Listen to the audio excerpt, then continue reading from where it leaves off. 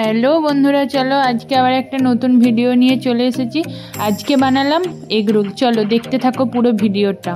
দেখো, আমি প্রথমে ময়দা নিয়ে নিয়েছিলাম, আর ময়দায় ময়ান দেওয়ার জন্য সাদা তেল নিয়েছিলাম। তারপর পরিমাণ মতো নুন দিয়ে ভালো করে ময়ানটা দিয়ে দিয়েছিলাম। দেখো, এরকম ডেলা পাকিয়ে এলে বুঝতে হবে যে হয়ে গেছে।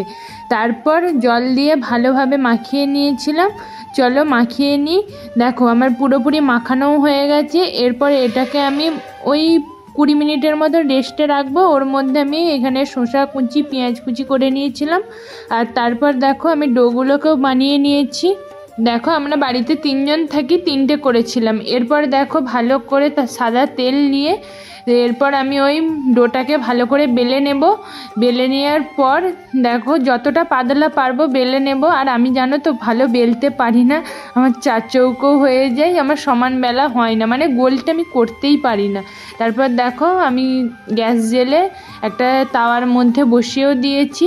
এরপর আমি আর একটাও বেলে নিতে চলে যাব, একটু উল্টে দিয়ে, কারণ আমি একাই করছিলাম সেই জন্য। রুটিটাকে ভাজবে, লো টু মিডিয়াম ফ্লেমে ভাজবে, তাহলে রুটিটা ভালোভাবে ভাজা হবে। আর আমি রুটিটা ভাজার সময় কোনো তেলও দিইনি, কিছুই না। এরপর দেখো, রুটিটা আমার আস্তে আস্তে ফুলতেও শুরু করে দিয়েছে। এরপর আমি উল্টে পাল্টে ভালো করে ভেজে নেব। পুরোটাই মোটামুটি ফুলেই গিয়েছিল রুটিটা। তারপর দেখো, আমি পুরোপুরি লাল লাল করেই একটু ভেজে নেবো, তাহলে রুটিটা খেতে বেশ ভালো লাগে। তোমরা এইভাবে একবার বাড়িতে বানিয়ে খেয়ে দেখো, আশা করি সবারই ভালো লাগবে। দেখো, আমার রুটিটা প্রায় ভাজা হয়েই এসেছে। আর গ্যাসটা লো টু মিডিয়াম ফ্লেমেই আমি ভেজেছি পুরো রুটিটাকে। আর দেখো, লাল লাল হয়েও গেছে রুটিটা আমার। এরপর আমি রুটিটাকে নামিয়ে রাখবো। এরপর আমি তেল দিয়ে এর মধ্যে একটা ডিম দিয়ে দিয়েছিলাম। আর রুটিটাকে হাতে করে একটু চাড়িয়েও দিয়েছিলাম, ডিমটা যাতে সব জায়গাতেই গিয়ে পড়ে।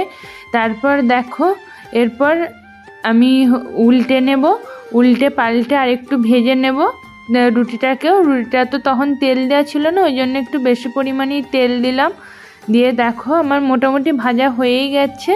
এরপর আমি নামিয়ে নেব। দিয়ে এরপর আমি এখানে একটা পেপার নিয়ে তার মধ্যে শসা কুচো, পেঁয়াজ কুচো আর চাট মশলা আর দিয়েছিলাম লঙ্কা কুচি করে, আর বাদাম দিয়েছিলাম। বাদামটা দিলে বেশ খেতে ভালো লাগে।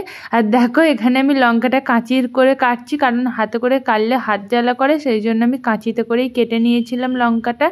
এরপর আমি এর মধ্যে দেব টমেটো সস আর দেব কাসুন্দি।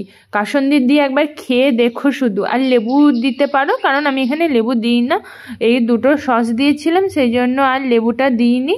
তোমরা লেবুও দিতে পারো, লেবু দিয়েও খেতে ভালোই লাগে। যদি কেউ সস না খেতে চাই, লেবু দিয়েও খেতে পারো, ভালো লাগে খেতে। এরপর দেখো, এটাকে আমি কাগজের সাথে মুড়ে নেব।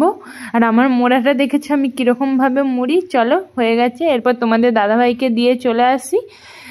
জানোই তো ভিডিওতে আসবে না, দেখো শুধু ওর হাতটাই দেখতে পাবে। দেখো, দিয়ে চলে এলাম। এরপর দেখো, আমিও এখানে খেতে বসে পড়েছি। আর দারুণ হয়েছিল খেতে, তোমরা একবার বানিয়ে খেয়ে দেখো। আমি এখন ভয়েস দিচ্ছি, আমার এখনও জিভে জল আসছে, মনে হচ্ছে যেন খাই। দারুণ। আর জানোই তো আমার খেতে বসে একটু জল লাগে। আর দেখো, এখানে আমি টিভি দেখতে দেখতে খাচ্ছি।